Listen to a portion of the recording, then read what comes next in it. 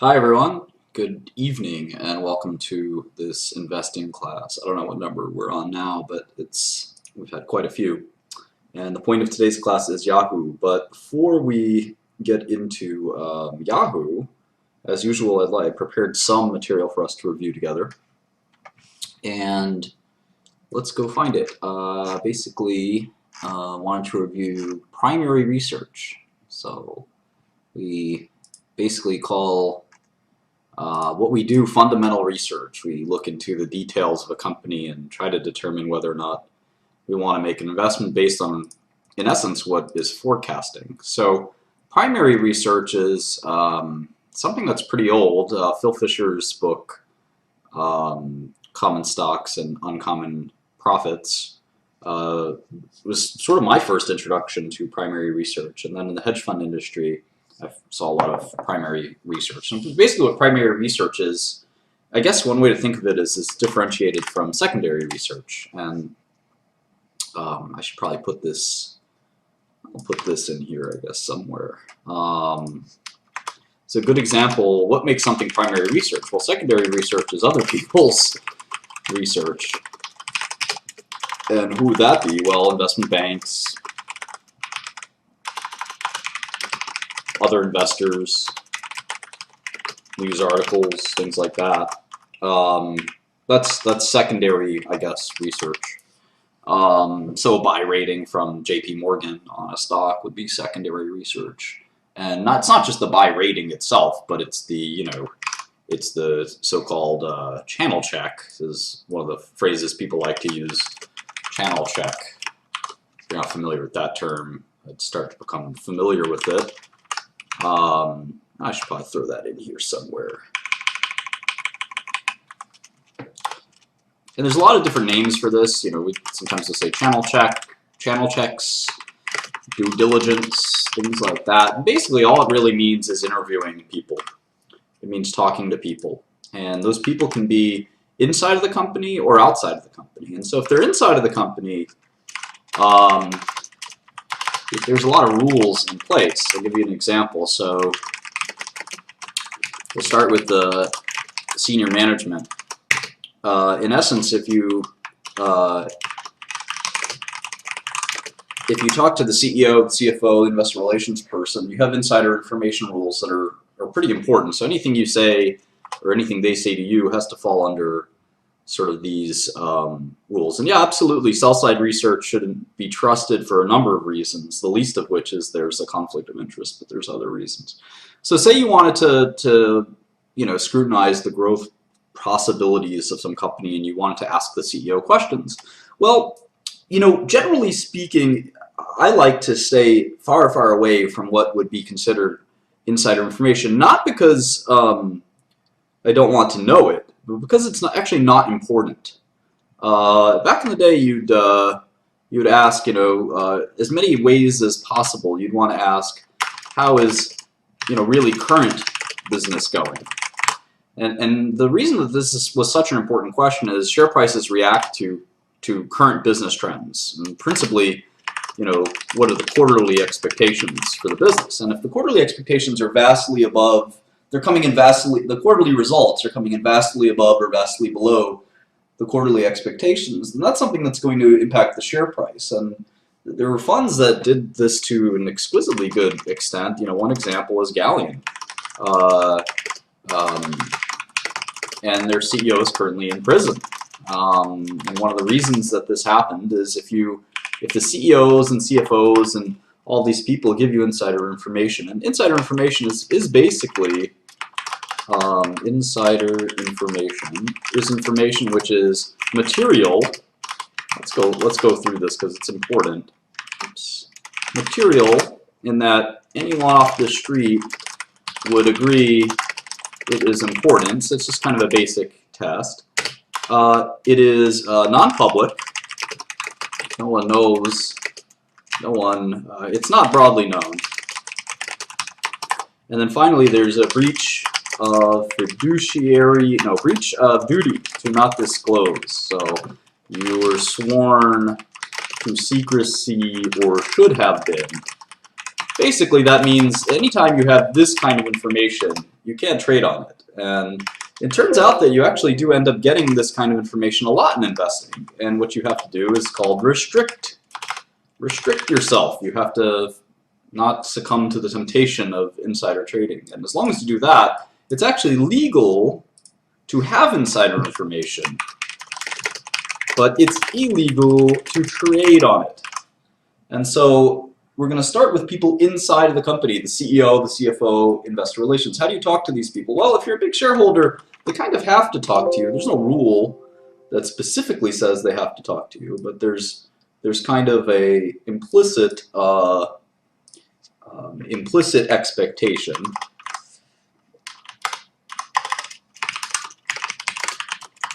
Implicit expectation that they will talk to current and prospective shareholders. Now, what's interesting is you can be short the stock, and what happens when you're short is kind of unique. You can imagine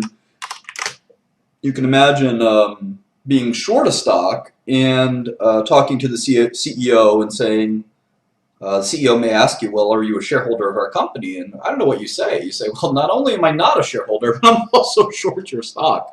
That's something that might cause the CEO to hang up on you. If you're a good CEO, you might say, well, why are you short? This is why I think it's not a short, or perhaps you'd even say, well, we're a good company, but perhaps our stock is overvalued. And that does happen sometimes. So anyway, when you talk to the CEO, CFO, or IR, I typically don't like to ask about the current business. One is because it really makes it uncomfortable conversation, and this is obviously one of the reasons. The current business trends are supposed to be a secret until everyone knows them at the same time. That's quarterly. Those are the quarterly results or the monthly results, etc. And getting access to them before anyone else has access to them is kind of a dangerous thing to do. So I like to focus on long-term expectations because they're actually more important. As we've seen in many of our models, the near-term results of a company are less important than the long-term results of the company. Now, having said that, short-term results can be very indicative of long-term results. A company has to have bad short-term results before they have bad long-term results. But even having bad short-term results could be just a pause in business or something like that. It may not necessarily presage the end of the company. In any event, talking to people inside of the company is generally not thought to be channel checks. That's generally thought to sort of fall under the category of due diligence. Due diligence is just sort of, one of these things that, I guess you could say is sort of like sanctioned research. Channel checking is sort of a little unsanctioned. The way you do that, again, it's sort of as old as the day is long, but it's talking to people outside of the company, or at least outside the company's senior management, without their senior management's knowledge. And so this includes people like salespeople at the company. And this is a pretty good way to get insider information. I think it's very dangerous, and you don't want to necessarily do it. If you talk to someone who's a top salesperson say at a drug company, they will actually know, they'll often know the quarterly trends for the whole company. And you don't want that information. Because generally speaking, if you trade on insider information, you will be caught, and not only is it unethical, but you will be caught, and you will have big problems. So, and it's not that important. You want to know about the long term, and if you do get to talk to a top salesperson, it's better to ask questions like, do you think that this product will sell, I don't know, 500 million or 1 billion eventually? What do you think the reasons for and against are? That's a kind of a better question. Something like, in your past experience in pharma, how does the culture of this company compare? Things like that. Now, those are easier questions than something scary like, well, tell me exactly, is this a good quarter?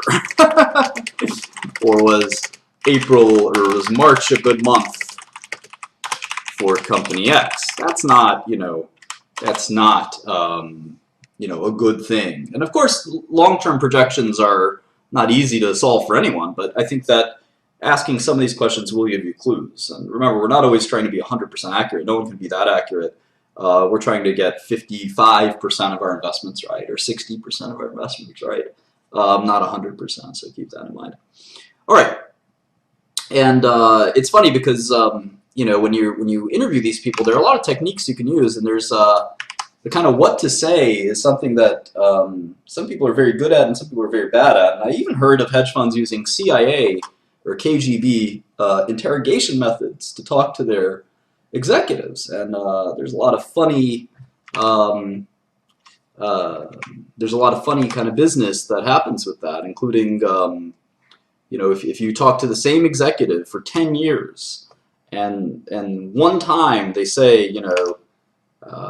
I'm really nervous about our business. Well, what does that tell you? Do you have insider information or not? That's a tricky situation. So I try to avoid situations like that. I care about long-term business trends. But if you're in technology, the thing about technology is this really, it's kind of hard. It's kind of hard to make these investments without asking these kinds of questions. So it's just something to keep in mind.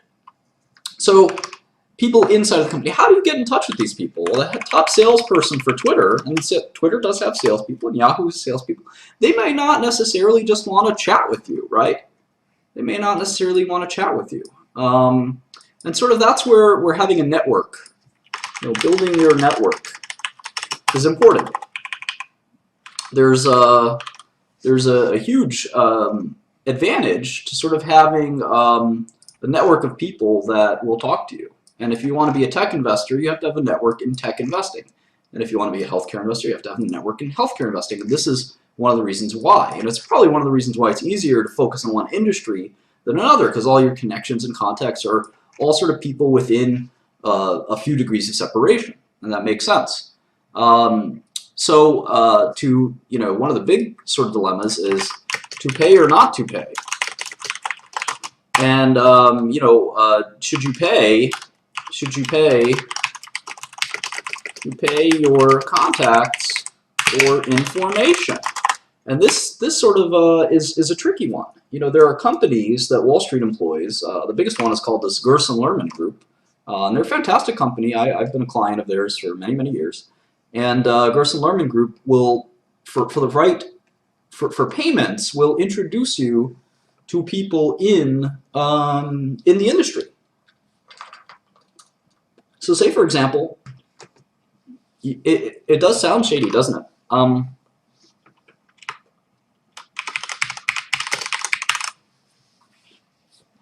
So say, for instance, you're doing research on a certain industry and you need some consultants to help you understand that industry.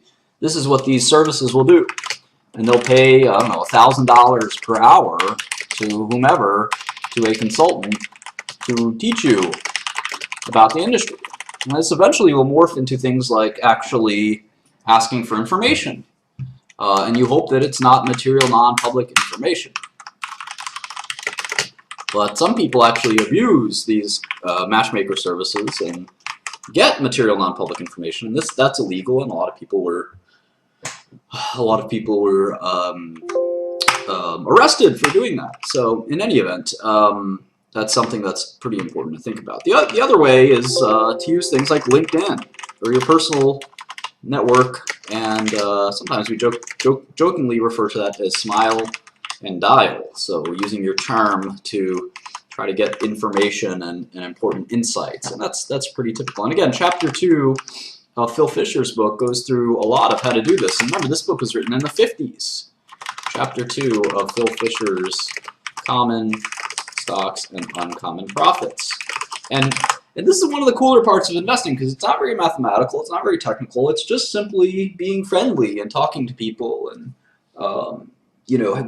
building a network and having people that like you. I'm not very good at any of that. I'm just kidding, but that's something that is crucial. So obviously there's all kinds of people that you can talk to. You can talk to current employees, former employees, Let's see, competitors. So let's do an example. Let's say I want to make.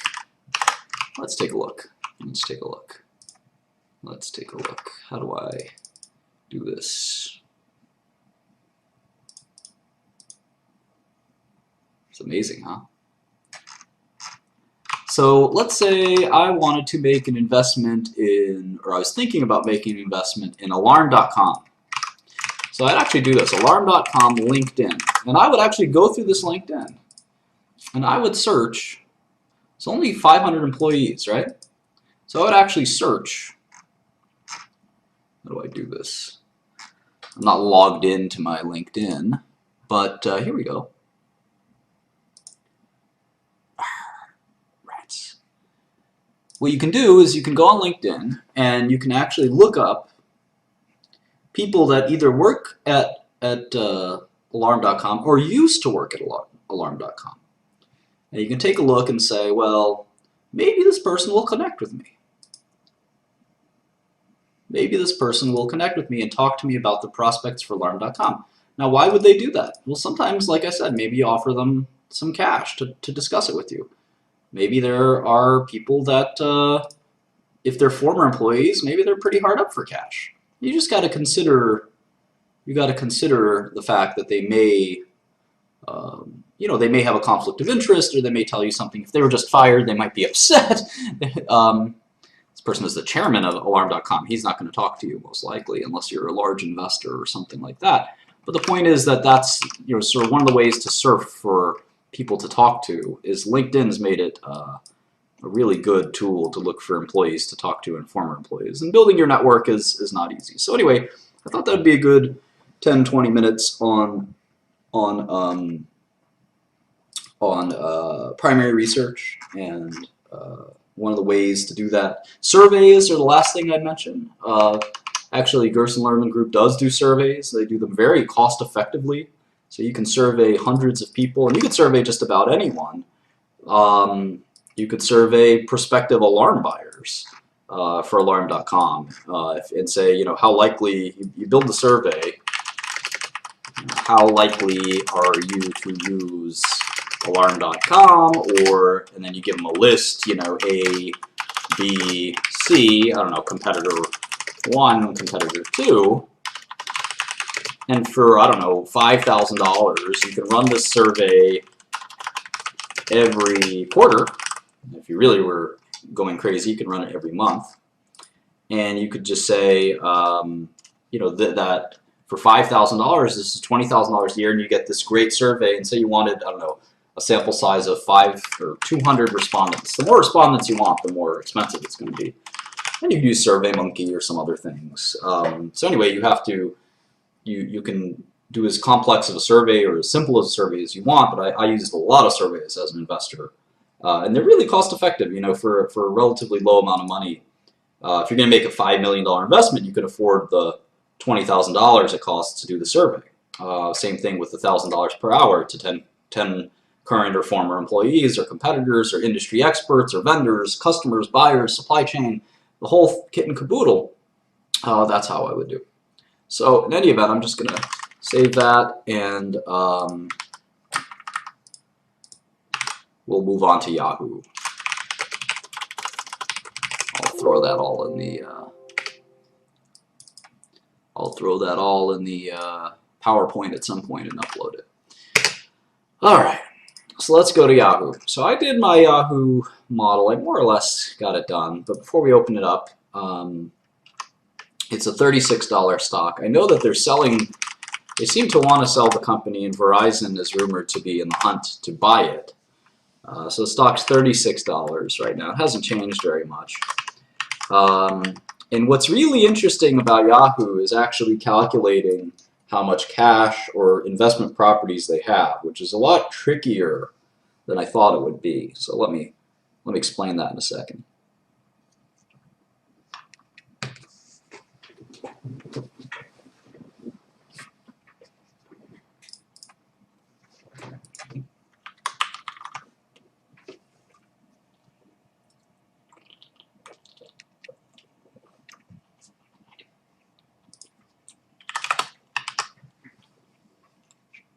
Okay, so what was astonishing, and I have about 10, let's see, 1, 2, 3, 4, 5, 6, 7, 8, 9, 10 Yahoo models that y'all emailed me. And the best Yahoo model will actually get $1,000 PayPal, PayPal tonight from your none other, and we'll see who did the best model. So maybe next time we do a model, maybe one of y'all will do even better. All right. So I bet that none of you got this right. I bet that none of you got this right. The thing, the sort of secret, not want to call it the secret, but one of the issues that I had with Yahoo is this little accounting thing that they did. And that's why, you know, some of you guys, it's funny, have seen, have been watching the series, and some of you are very impatient. You say, okay, I know what a balance sheet is. Now let's move on to the next thing. I'm ready. I know everything about balance sheets. Oh, slow down, buddy. Maybe you don't. And this is a good example. Like I said, I think it's going to be 10 out of 10 people miss this on the balance sheet. And the trick is that some of these lines are trickier than you think. They're much trickier than you think. And here's why. So cash and equivalents here is $1.6 billion. Now I'm going to actually sort of blow this up so we really kind of get a picture of it. So liquid, let's just say sellable assets. So cash is sellable, right? Cash is cash. Cash is pretty simple. So cash is 1631,911. So that's $1.6 billion, right? So cash is cash. That makes sense. Short-term marketable securities. Short-term marketable securities. That's probably what, debt that will mature within 1 year, and that's $4,225,112,000. I'm just going to add it all up here. Something's up on my computer. Hang on. I just got this Excel 2016. It's already bugging on me. I'm going to tell Microsoft I'm the best Microsoft Excel user in the world. How dare you? How dare you? All right. Come on. You can do it, buddy. All right, well, that's sorting itself out using the enormous amount of processing speed that is required. I can tell you that accounts receivable is not a sellable asset, and there's some controversy as to whether or not it really is cash.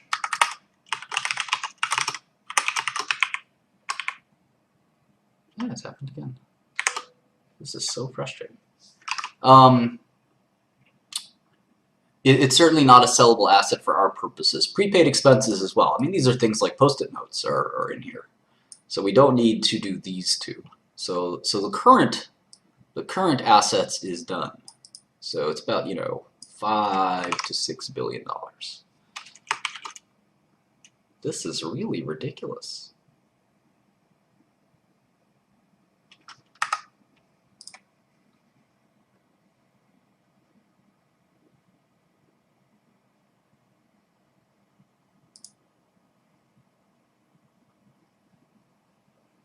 I have an Alienware, an i7. It's should not be any issues. Let's see if there's a reason why this is happening.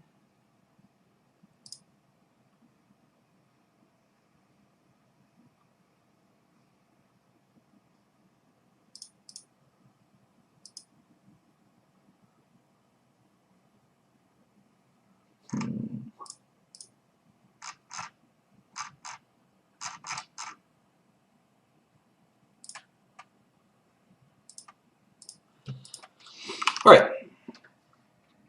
So let's see. Long-term marketable securities, 975,961. So this is probably, I don't know. This is probably bonds as well. Long-term marketable securities.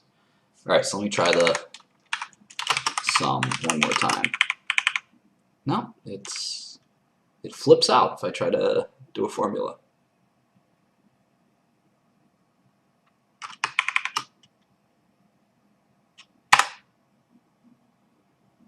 So strange, huh?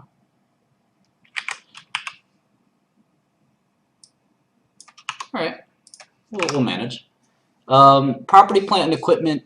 You know, a lot of people like to think about this as sellable, but the thing is, old computers and I mean, property is one thing. If you have office buildings, so it's possible that some part of that 1.5 billion is sellable, like an office building or something like that. But chances are a good part of it is not. So the land is often sellable. The goodwill and intangibles is obviously literally not sellable, right? Other long-term assets and investments, 342 million. So that's not that much.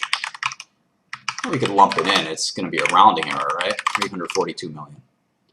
Okay, now here's the big kahuna. Alibaba. And they're telling you investment in Alibaba is worth 31,172,361. Did any of you actually do the calculation yourself? I doubt it. I doubt it. Because you're bums. See, look at this. This is the strangest thing with this Excel. I hope Bill Gates is watching. And Steve Ballmer. You should be ashamed of yourself. This is not good software. I have top-of-the-line computer. Take me 5 minutes to cut and paste something. Fascinating.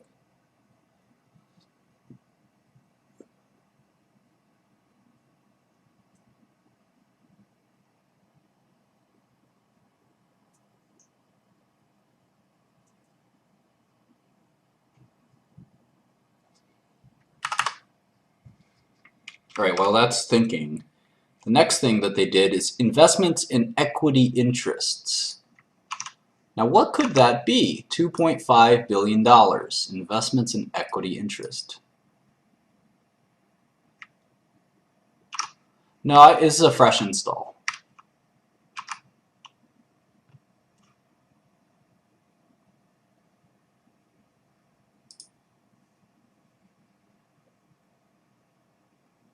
It might be because I have like 15 of these files open.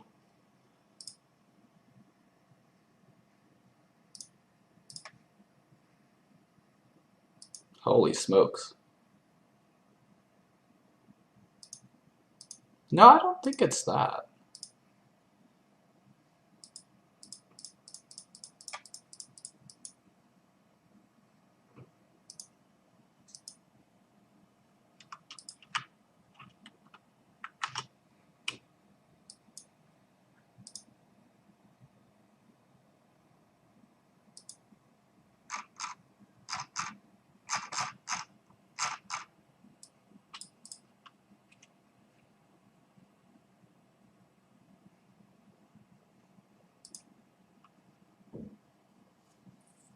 My Excel is haunted. It's possible.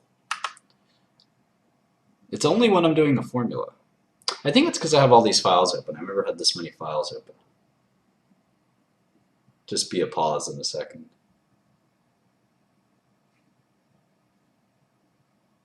Just be another minute.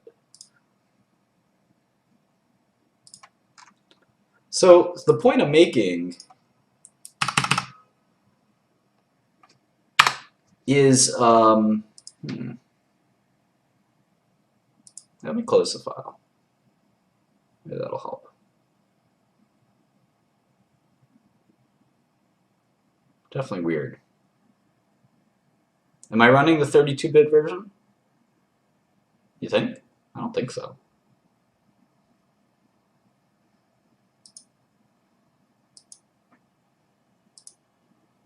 I did just have to reinstall everything. Daquan hacked my computer again.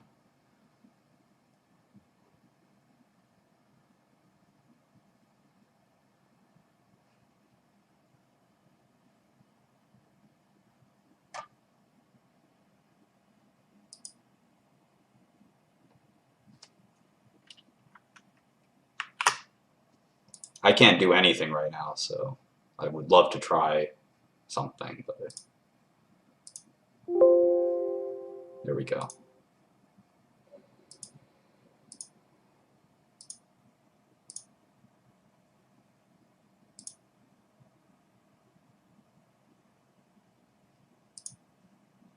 Come on.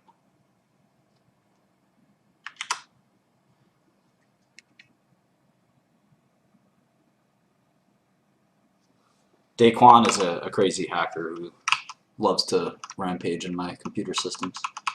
All right, so the point I'm making here is that you can't take this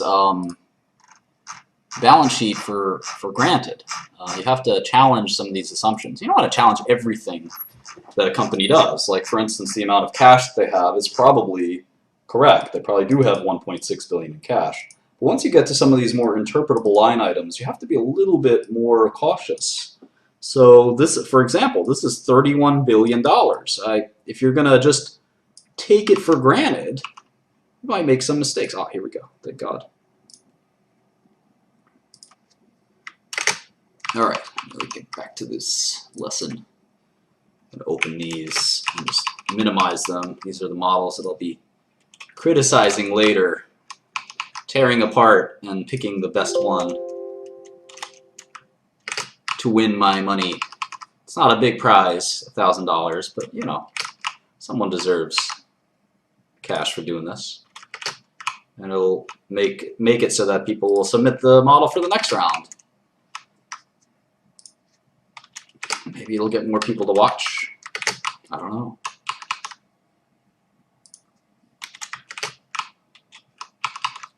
All right, so hopefully it won't crash too much this time. Maybe I'll do that disabling or whatever that y'all suggested. Let's see. Options, advanced. How do I do this?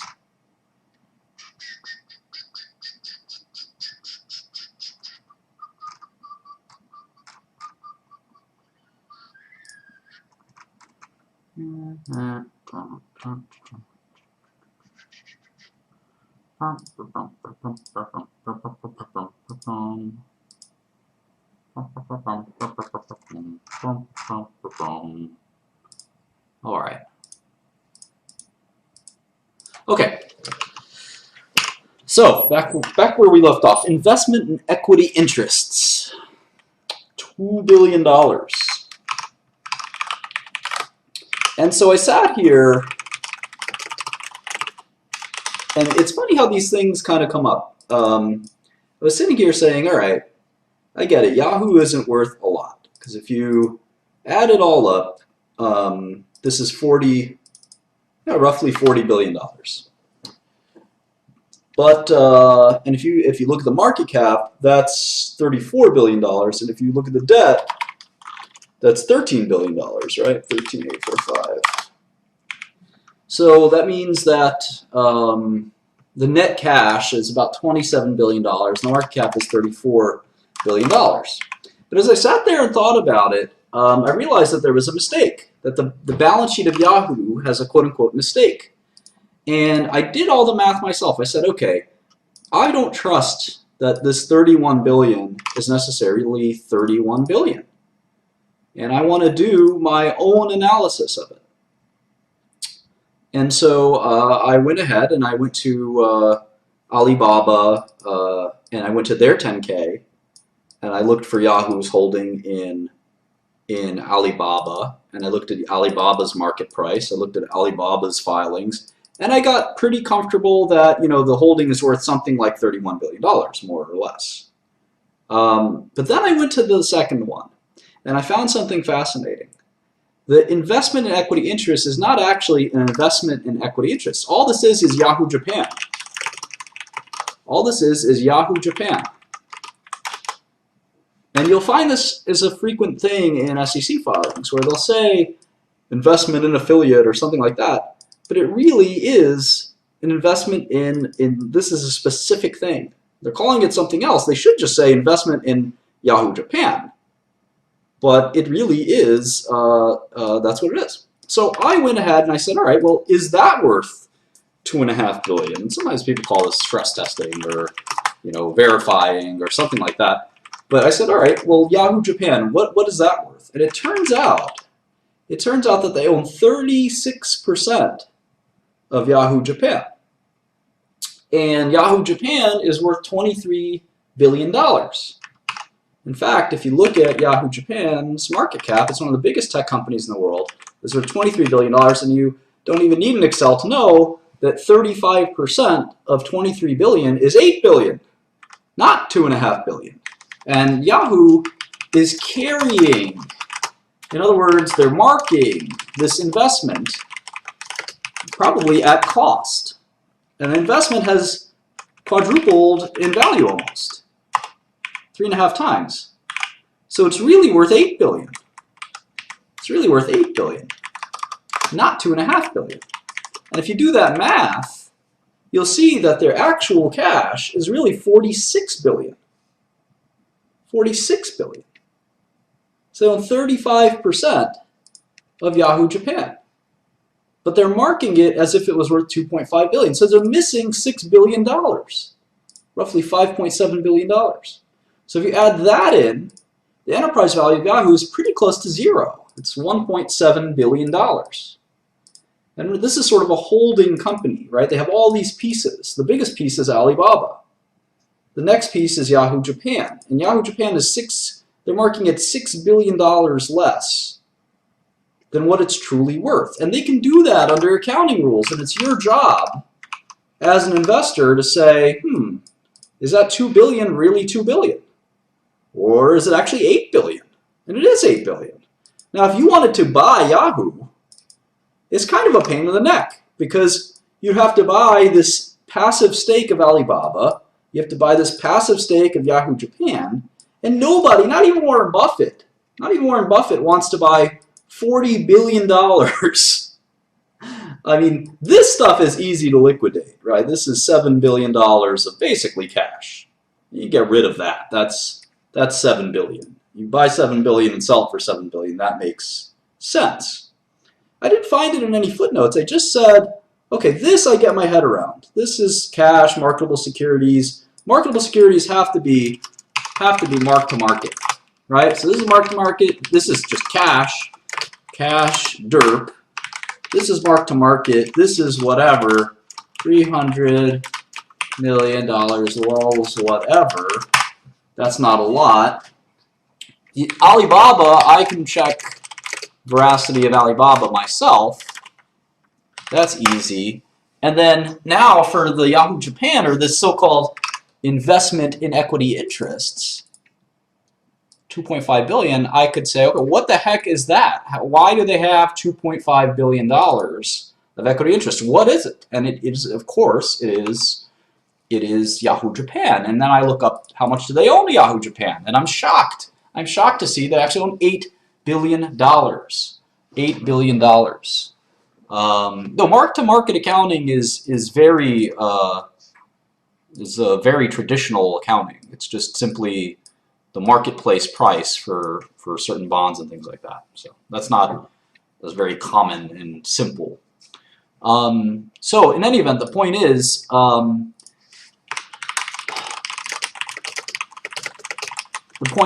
that it understated it tremendously. And again, here I'm telling you that there's $40 billion, $39 billion of what are ultimately illiquid stakes. Liquid stakes. You might say, Martin, Alibaba, that's not an illiquid stock. The stock trades so much. Well, let's actually take a look. Let's take a look. Can you sell $31 billion of Alibaba stock? Oh, let's go to Yahoo Finance and find out. How long would that take? Well, let's see. It trades 8 million shares a day. On average, it's about 13 million shares. All right. So $77 a share. It's been going, I think it's been going down, has it? Let's see. No, it's doing fine. 13 million shares a day.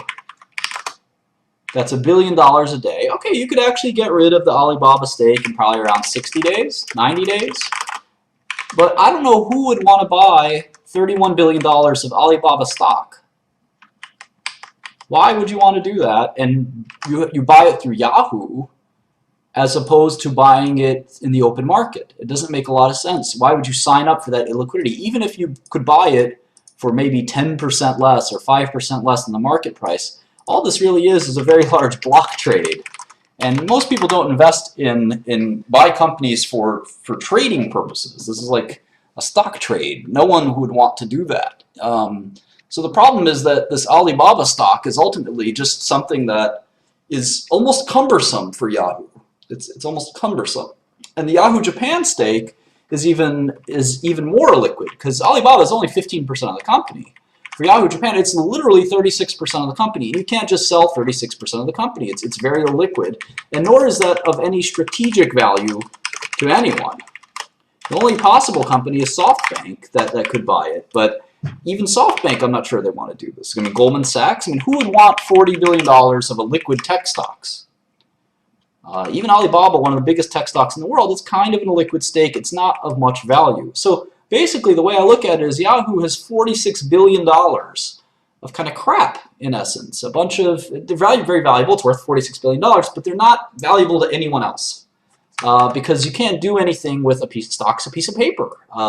You just sit there and watch it appreciate in value or depreciate in value, but it's not actually a strategic asset, so to speak. And so I guess SoftBank said they don't want it. There you go. Because, I mean, for obvious reasons. But so what we're left with here is a $2 billion or $1.7 billion stub of Yahoo. So that means Tumblr is worth $1.7 billion. Yahoo Finance, Yahoo Mail, Yahoo Sports, Polyvore, this thing that they just bought. If you actually look at the prices they paid for these, so let's see. Tumblr acquisition. They paid $1.1 billion for Tumblr.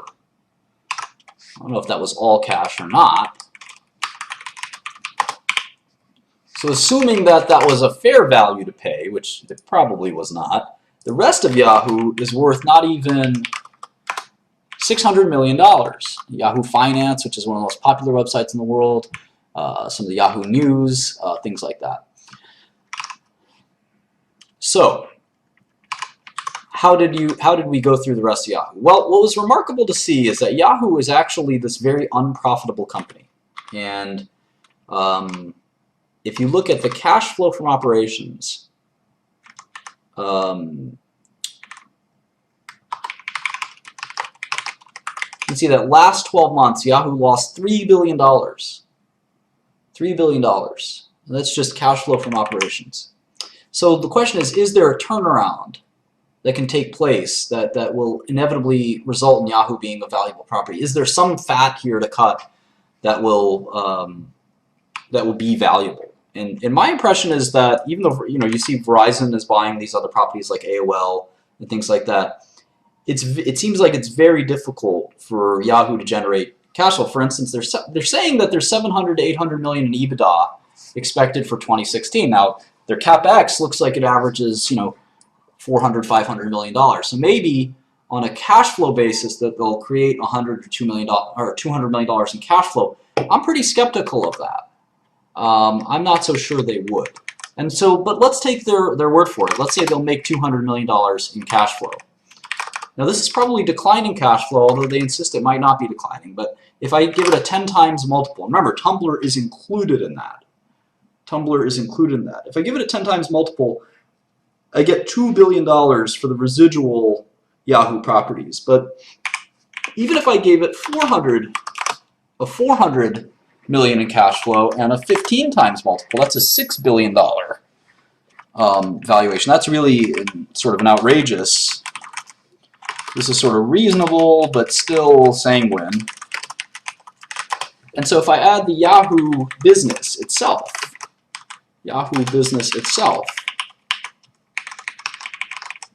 so here are the sellable assets, and here's the Yahoo business.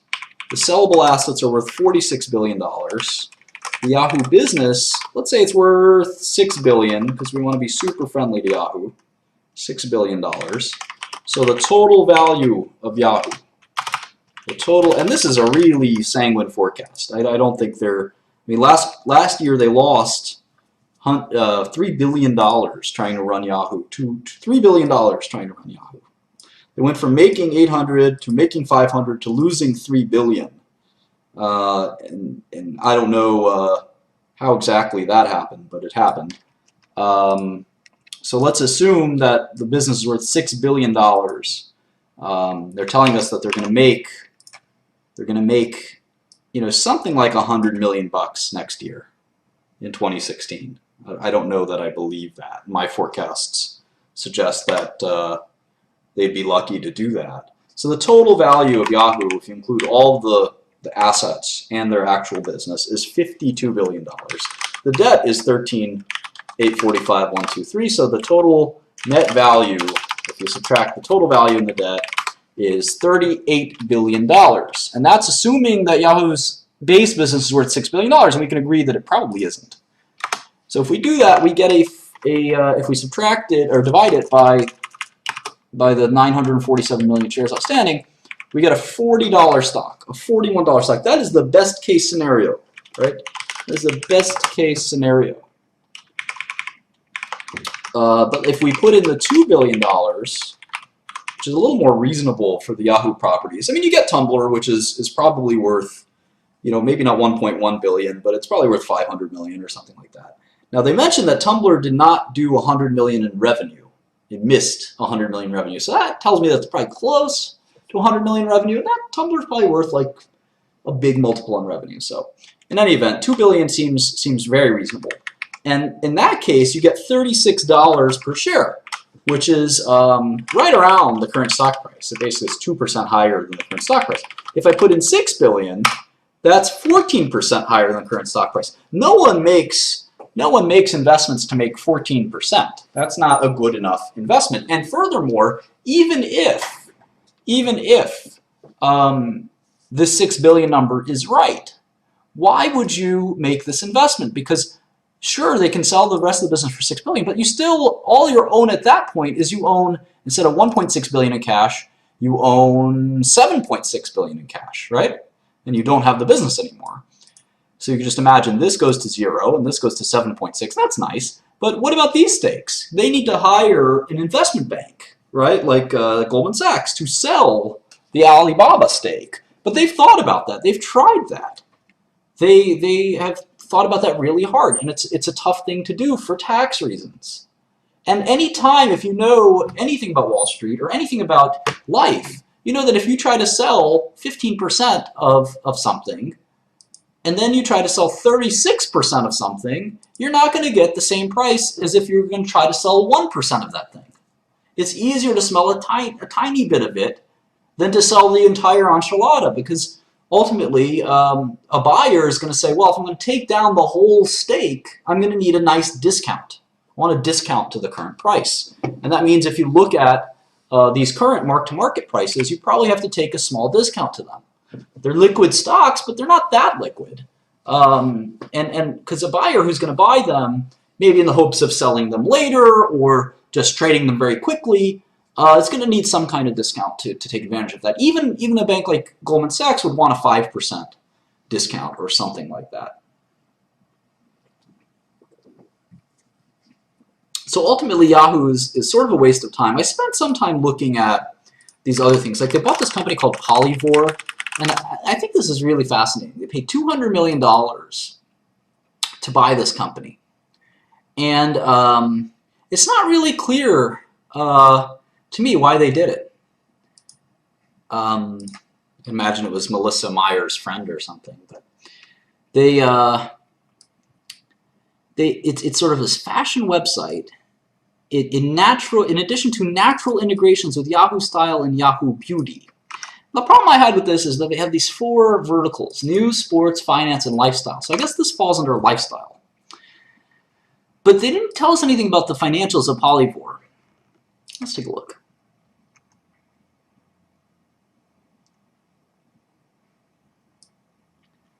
Let's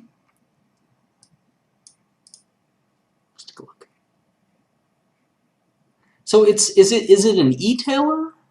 If it's an e-tailer, then that confuses me because I don't know if this is an attempt to get into being an e-tailer, or this is what exactly are we trying to do as Yahoo? And they spent $200 million in this business and 1.1 billion on Tumblr. I guess it's like a link. It's like an aggregator for other it looks like other websites, other fashion websites, which is great. But it sort of confused me. Polyvore. Then they have this Zobni and they have Flickr. So anyway, the properties are interesting, but the moves are a little bizarre. They closed a couple of non-strategic. So Yahoo Games, they got out of. Yahoo Screen was their attempt to look a little like Netflix, and they decided to get. They sort of decided to get a little smaller, which makes a lot of sense. It's focusing on one thing is a reasonable way to create value, or a few things when you're focusing on a lot of different things, which Yahoo was sort of sprawling and difficult to manage. So you could see someone like Verizon buy the whole company for $1 billion or $2 billion, and then shut down most of it and just keep Tumblr and just keep Yahoo Finance, and that could make a lot of sense. There's this website that I used to go to where it's a website ranking. It's like, there it is, Alexa.com. So if you look at Alexa.com, you can see that Yahoo's the fifth largest website. Okay, so Google and YouTube are number 1 and 2, and these businesses are worth a lot. Facebook's worth a lot. Baidu is number 4, and Baidu is worth $50 billion. Okay, $50 billion. And here's Yahoo at number 5. Amazon is number 6, and it's worth $200 billion. So Yahoo's still number 5, and maybe that's because of Yahoo Finance, maybe that's because of Yahoo News. But all of these, here's Twitter at number 10, and Twitter's, even lowly Twitter is worth $11 billion. So it would seem to a value investor that $2 billion for Yahoo is a really low number for what it is and what it could be. Right? I mean, it really seems like it's possible that you could turn Yahoo around. You see, Yahoo Japan is number 16. LinkedIn is up there. Yandex is a well-known search engine for Russia. eBay. These are all valuable businesses, and Yahoo's number 5. Number 5. So it really is telling that there's a chance that maybe these properties are worth a lot more than you think. But even if it were worth $6 billion, again, you don't get much of a pop in the stock. You don't get much of a pop in the stock. And it's hard to see anyone paying $6 billion signing up to really lose all this money and potentially only make $100 million free cash flow. Well, that's not worth $6 billion. I mean, that's 60 times cash flow. That's hard to fathom. So in any event, I basically think that the Yahoo isn't worth kind of exploring or worth looking at. In fact, if the stock went up a lot, I'd probably short it, just because I think an illiquid stake in Alibaba and Yahoo Japan is going to have to be marked at a discount, say 10% discount. And if you do that,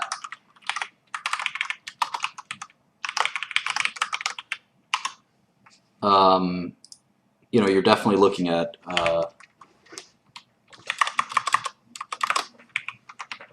remember, if they're losing money and they're mismanaging their business, it's hard to see a ton of upside. Let's see. Yes, if it went up quite a bit in hopes of a successful sale, you could see the stock be really truly worth $32. In which case, if the stock was at 40 or something like that, that's good downside. And it's not going anywhere on the upside. So I would short Yahoo if it went up to 40 bucks or something like that. So anyway, let's take a look at some of the models. Let's make fun of them, because they're probably terrible. All right, this guy, Rolfie, sends me this piece of garbage. Wow. Holy moly. I don't even know where to start. Search and display. Okay. Competitors, Google, Facebook, Twitter, AOL, Microsoft. You don't say.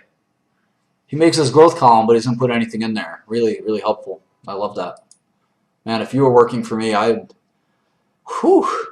would be upset. The patents, I don't know if tech patents are generally, it's hard to see them being worth a lot, but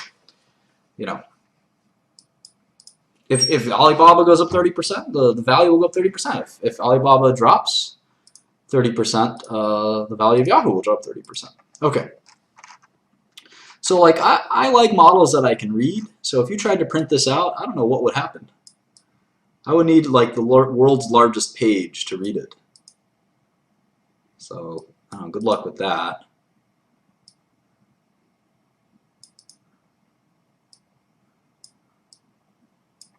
Huh?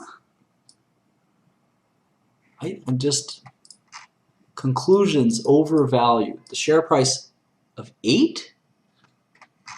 Well, even if you think Yahoo's worthless, just the Alibaba stock is worth $30 billion, and he didn't put that in here.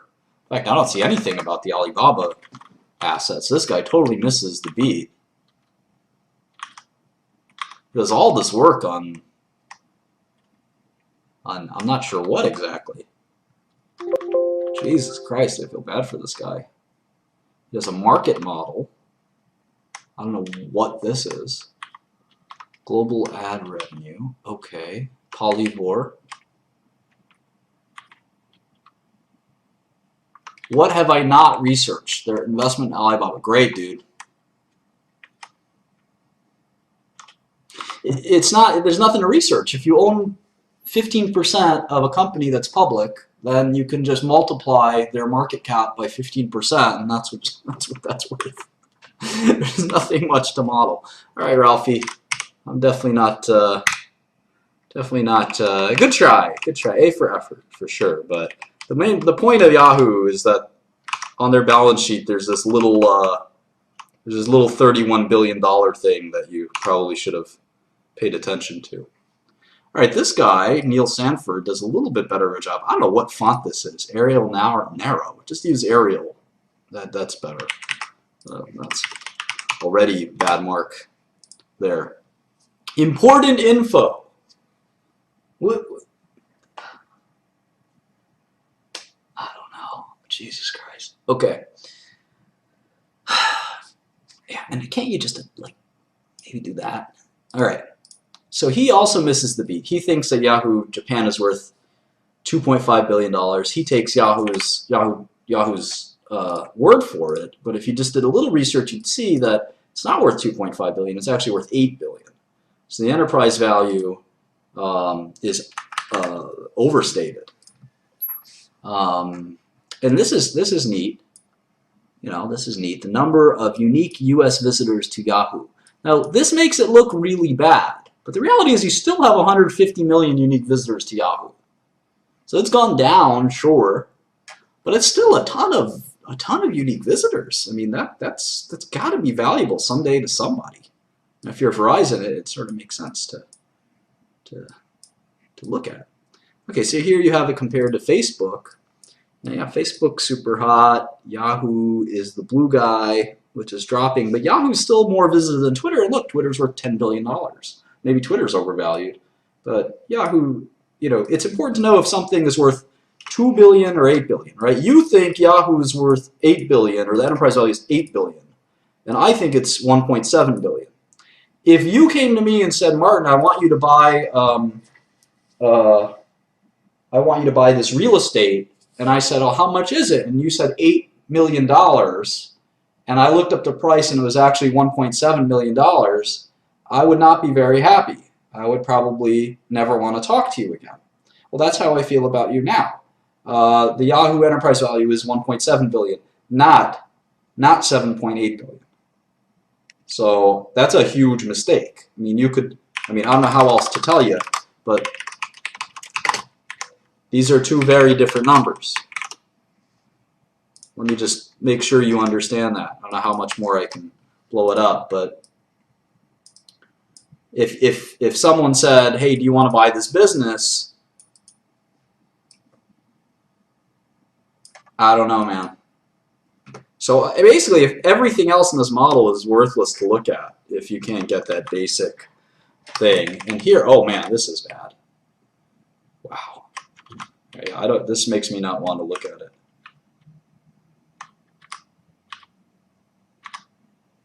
Ugly. All right, Neil Sanford. All right, so let me just make a list. Who was the first guy? Rolf?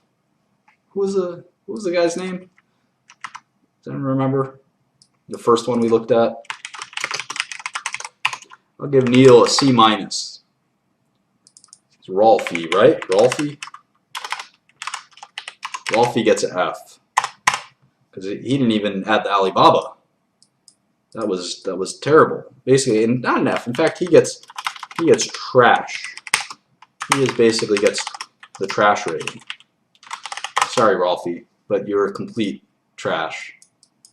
Neil, all right, C minus. C minus.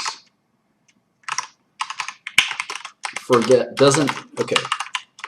Yeah, I'll write comments. 11 gallon Glad bag with drawstring and odor protection. Forgets that Yahoo Japan is actually worth $8 billion. Oh well, what's $6 billion between friends, right? All right, let's see. Oh, and terrible font. What is Arial Narrow? All right. Yeah, no, he's just trash. It's not worth my time to review. All right, Michael Flanagan steps up to the plate. Let's see here. Let's see here. All right, he also makes the mistake. He just trusts Yahoo's number and doesn't realize that there's an extra $6 billion up in there. I think he actually does seems to try to do the analysis of double checking Alibaba. The problem is that Alibaba's worth $193 billion, not $129 billion. And this is a classic mistake. Don't use Yahoo Finance for market caps, especially for international companies. Double check the market cap, or Google Finance, or anything for that matter. That was a huge mistake. Huge mistake. All right, let's see. At least the guy, you gotta give him some points for using Arial. But Yahoo Japan mistake, fail, epic fail trying to value Alibaba stake. Pity points for correct formatting. I haven't even seen the model page yet, so maybe I should reserve judgment. Okay, this isn't the end of the world. This isn't easier on the eyes, but he doesn't include which ones are estimates and which ones are actuals. No estimate actual divider.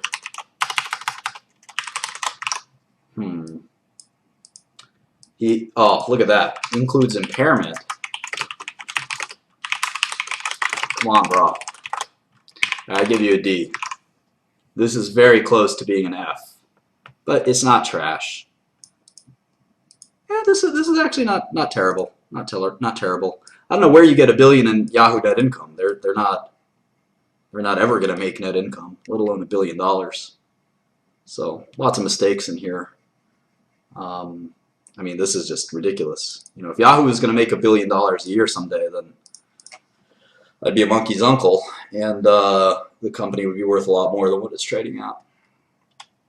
All right, Michael. Yeah, maybe I'll give you a C minus. It wasn't as bad as Neil Sanford's. It's kind of bad and worse in some ways and better in other ways. All right, Louis DiMaria. All right. All right. First of all, it's not zoom. It's 80% zoom. Second of all, he obviously misses the Alibaba and the Yahoo Japan. He makes this whole sum of parts valuation, but doesn't do anything. What is this? What is this? This is like a empty promise. Oh, here's my sum of parts valuation. This is a fucking empty piece of paper. Wow. Alibaba post-tax, investments post-tax. I guess he tries to do it here. Essentially, the only value of Alibaba is its investment into other companies now. Good, but you missed the point of you didn't even bother to look into what this $1.6 billion investment was.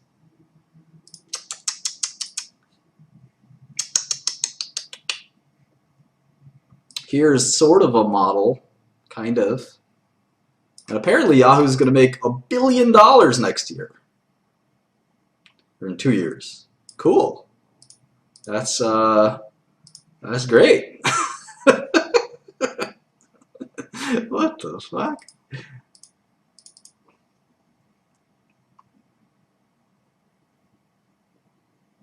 I just can't understand where some of these numbers are coming from. I mean, their own guidance for revenue, their guidance for 2016 revenue was 4.4 to 4.6. But you think it's going to be $5 billion. They're telling you they don't think it'll be more than $4.6 billion. I'm giving you a D. Just not good. Not good. All right, look at this guy. Akshay Hey. Wow. All right, so Akshay thinks that Yahoo doesn't care about Alibaba, the fact that they happen to own $30 billion of another company. No, it's not a big deal. Let's forget it. Who cares? Doesn't matter. Doesn't even calculate the debt right. They have $13 billion of debt. Well, I guess they don't have $13 billion of debt if they don't have Alibaba, because that's tax. Most of it's tax liability. All right. Let's look at the model. The model's apparently Yahoo's doing great. Well, this is probably one of the better. This is one of the better models, at least in terms of what.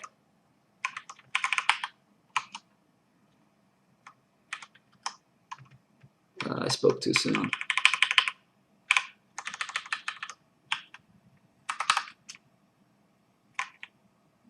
Oh boy. Well, look, at least it's not a well-constructed model, but at least it's a little more realistic in that it doesn't have Yahoo making gobs of money. It ignores CapEx and free cash flow, which is sort of problematic. I'm going to give him an F. Not quite trash. Not quite trash. But just an F. Oh, there's the Bob. Here's Alibaba right here. There's Alibaba. Okay. So I'm just going to give him a D-. The core NPV is $6 billion. That's roughly what we were talking about, right? The higher end. And look, he actually adds up how many shares that of Alibaba that they own. So that's pretty good. Then he adds them all up. That's not bad. That's not that bad. I'm going to give you a D+. Mrs. Yahoo Japan. LOL forecasting. All right. All right. Akshay. Good try for sure. All right. Steven Strohmeyer. Steven Strohmeyer.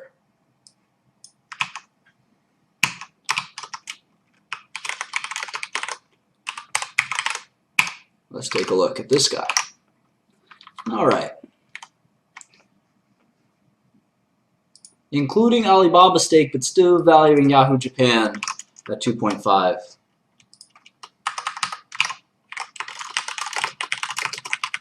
I like how he copies and pastes the all of the management teams. That's kind of funny.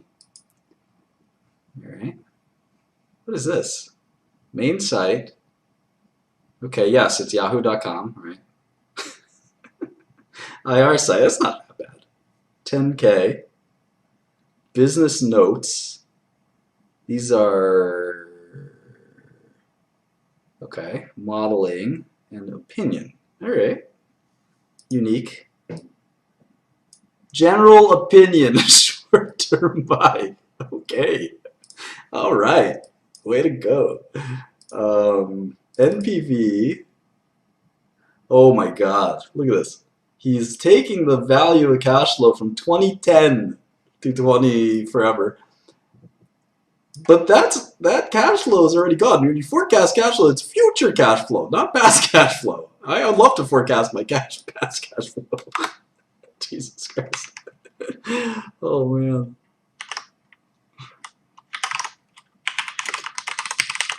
Forecasting past cash flow. That's a first. I think my cat could do a better model than that. I'm supposed to be getting delivery of my cat tonight. He gets the net cash all wrong because the Yahoo Japan thing. The forecasts, he's just taking a guess. You know, he's got 3% growth. It's all good. Then all of a sudden it's going to drop 3% a year. Nobody knows why. It is what it is.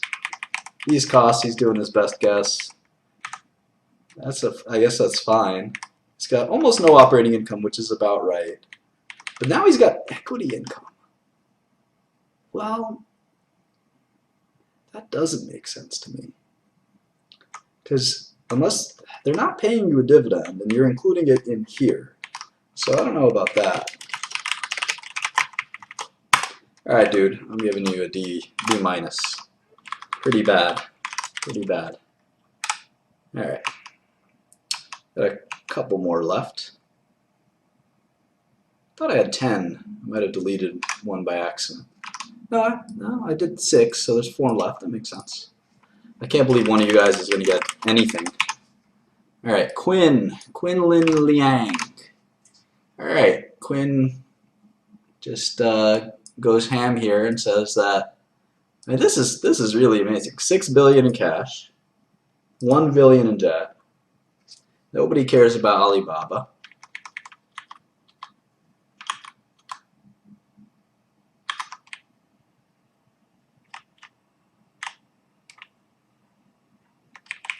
What the?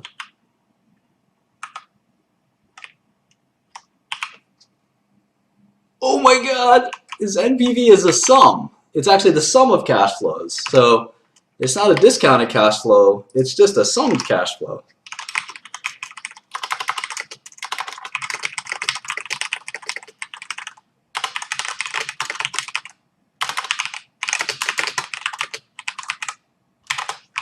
Holy moly. Alright, well, this is also trash. So this is like, I'd say a 13-gallon hefty bag with 3 holes in it carrying my old pizza. I'm carrying leftover pizza. Possible rat inside. That is your model. Complete trash. Alright. Matthew Vint. Matthew Vint. Let's see here.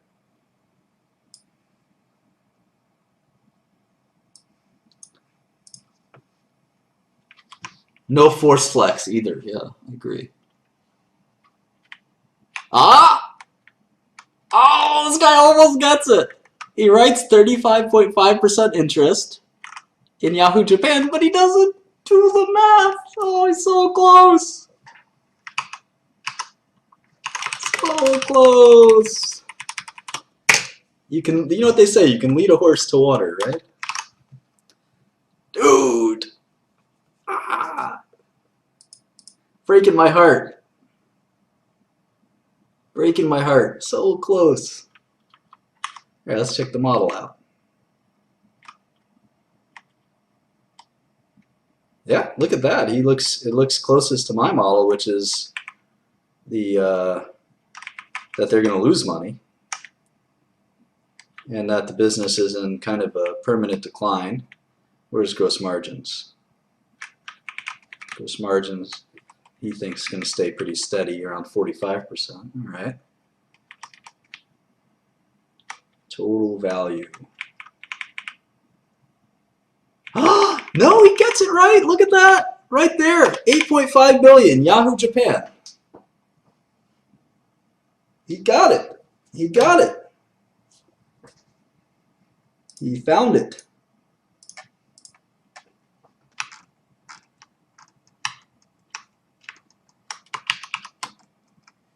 Yahoo Japan. Look at that. Liquidity premium. This guy's good. So he gets the total value of $35. And look, he adds it all up. He takes the core business is worth $1 billion. Sounds right. The Alibaba stakes were $23 billion. I don't know about that. Oh, he's using the marked stake. He's using the marked stake. And you shouldn't be using the marked stake. You should be using the $8 billion stake. And yeah, you know, either way, tiny error there, but I'm giving this guy an A minus.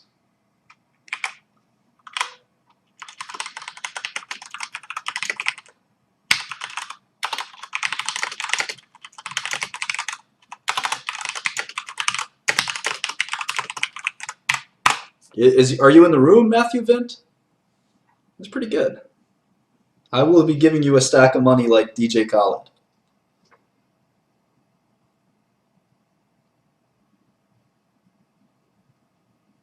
I mean, look, the market price for Yahoo Japan is pretty clear. You just look up Yahoo Japan stock price, and it's a lot higher than what they're marking it at. That's like, I mean, you can't say that something is worth 25% of what it's trading for when it trades for that price every day for like 5 years. You can't say, well, you know, I know it's trading for $8, but I think it's worth $2. That doesn't make sense. It's worth $8. You could sell it for $8 right now. You might not be able to sell all of it for $8. Maybe some will be able to sell for $7, but come on. That doesn't make sense. Is he here? Is this man here, Matthew Ryan? Step forward, or Matthew Vint, excuse me. Matthew Vint. This is pretty good. Pretty good, I thought. You know, a couple cosmetic things, but you know, cosmetic things not that important. I'm surprised he includes the goodwill in here. That's kind of a rookie mistake. Why include goodwill? That's not cash flow item.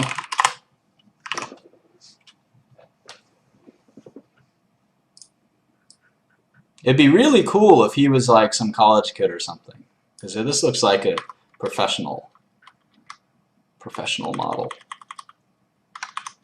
This guy really did a lot of research, huh? Very impressive. He gave up all of his, look at this, all these thoughts. What is Alibaba?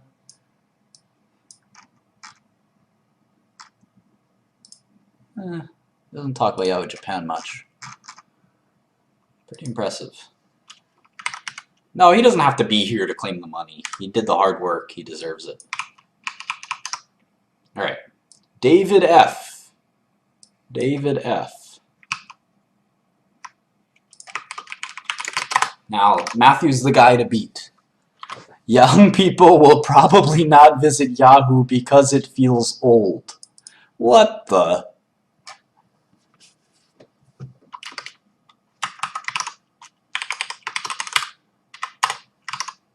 Come on. Come on. Come on. They want to get into esports, which, based on their press releases, which is a bad idea in my opinion. Okay. The company likes to invest. It's like this means it is. Learn English. Okay. Tumblr is growing nicely. They said they would try to focus on less things, which is nice because most of the site is terrible. Yes, I agree.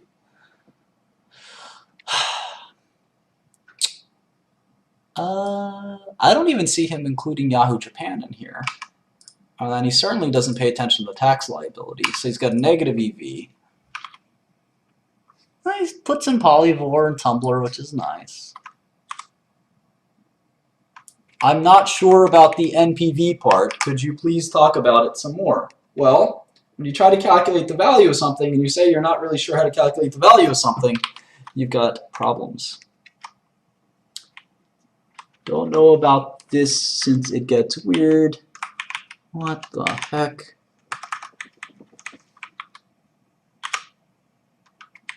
Well, you know, the general sense of it is fine. You know, he thinks the Yahoo base business is not worth anything, which is probably true. And he adds the cash. The cash is off, no doubt. But, you know, it's not the worst in the world. Let's say Matthew's here. Where is he? Someone said I won something. There we go. Well, you certainly get to be the moderator. Congratulations. All right, so I'm going to give this guy an F, but it's not trash. It's not trash. All right, let's see here. LOI. All right. This guy. So Matthew, yeah, tell us about yourself. Are you willing to go on Blab real quick, or are you you want to stay?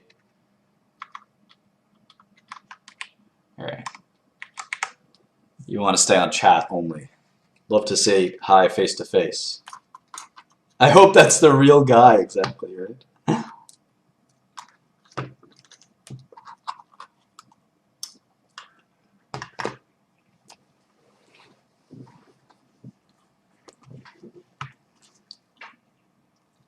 I'll make sure the account's not fake. Don't worry about that.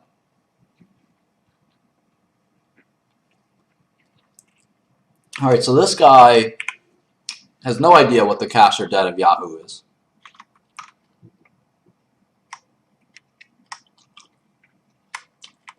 I don't know. This is incredible.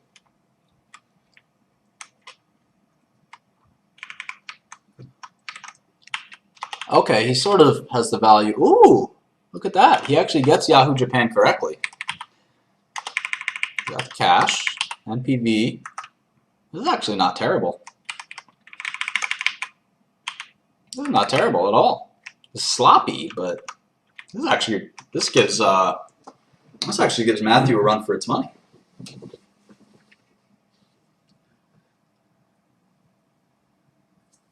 Why? You haven't won yet, Matthew. There's still 2 left.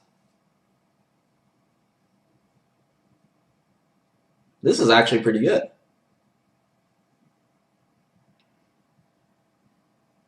This is actually pretty good. Despite sloppiness, gets all of the core ideas correct. Yahoo Japan, market price worth more than booked price. Alibaba, low value of residual Yahoo business. That's pretty good. I'm gonna give you a B+, Loy. Who knows? Maybe there'll be a. I'll think about, I'll think about a runner-up prize. I mean, there's a lot of mistakes in here, a lot of issues, but it's pretty good. Gotta say, not bad. Not bad. And is that it? Is that 10? Yeah, it felt like 10. Yeah, it's 10. All right, so the best one was Matthew. The second best one was Loy. Rolfie and Quinn were the trash ones. And just because you're trash today doesn't mean you'll be trash tomorrow. I mean, if I'd had to do this 10 years ago, 15 years ago, it would be trash rating. Guarantee it. And even 10 years ago, it'll probably be close to trash. So don't feel bad. Practice makes perfect. You gotta, yeah, Mike, C- for sure. I think practice makes perfect. There's definitely no, especially if this is one of the first, oops, I didn't mean to put you in timeout. I meant to put you as a moderator. Might be. $1,000 or whatever else you want of equivalent value. Yeah, I definitely wouldn't feel discouraged even if you were trash. Um, even if you were a glad bag of trash that was rotting, food. I wouldn't feel discouraged. It's important to understand that a stock is a part of a business that has some value, and all of the assets have to be accounted for correctly and carefully to determine the true value. Typically, it's going to be the future cash flow of the company. You got to forecast that correctly. But in the meantime, it's also it's also the other assets that the company has. So everyone should give themselves a round of applause for trying. Maybe I'll give a prize to everyone, a consolation prize or something for even submitting the model. But I thought that was, and this isn't about how good Matthew clearly has done this before, but it's not about the style. Remember, Loy's model was almost as good as Matthew's. I prefer a neat model, and the reason that I'm really stringent about a neat model is because when you go to the real world, your boss wants a neat model. Your boss doesn't want to go cross-eyed looking at your crappy financials. He wants a really neat model, and ideally it should look the same every time. No color, no big fonts, just really basic stripped-down financials is what I like. And for this exercise, I am your boss. So I thought the concepts are what matters, right? So I thought there were a couple of good models in here, probably 2 really good models, and the rest, there were some oversights. Definitely some oversights. Remember that the companies give guidance, so like Lewis's model had $5 billion in revenue for 2016. There were the company's telling you that it's going to be $4 billion. So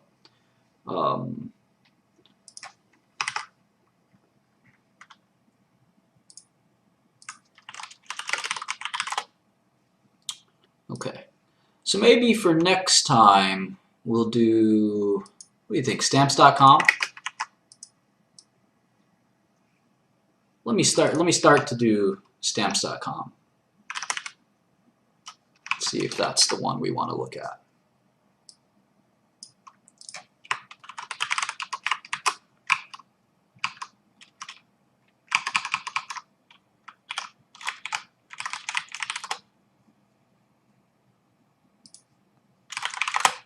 Yeah, I need to email Matthew and stay in touch.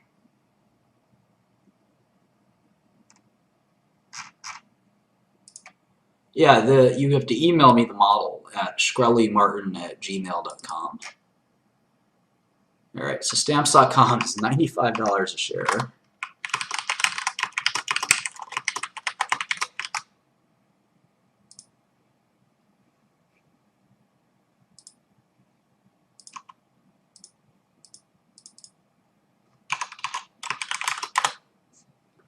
All right.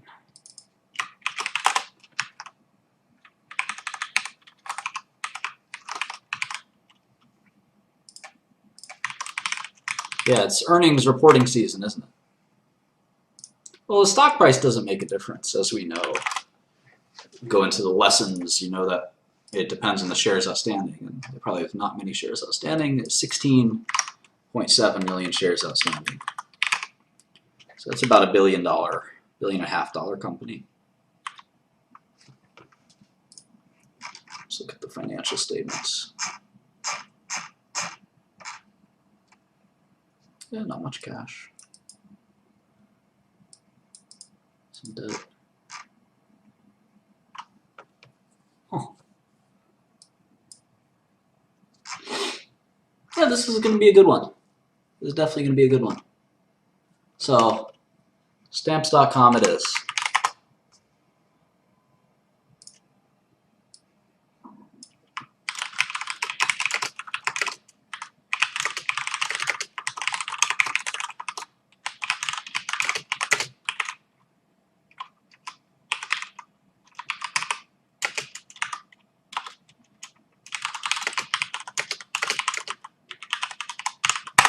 there it is. So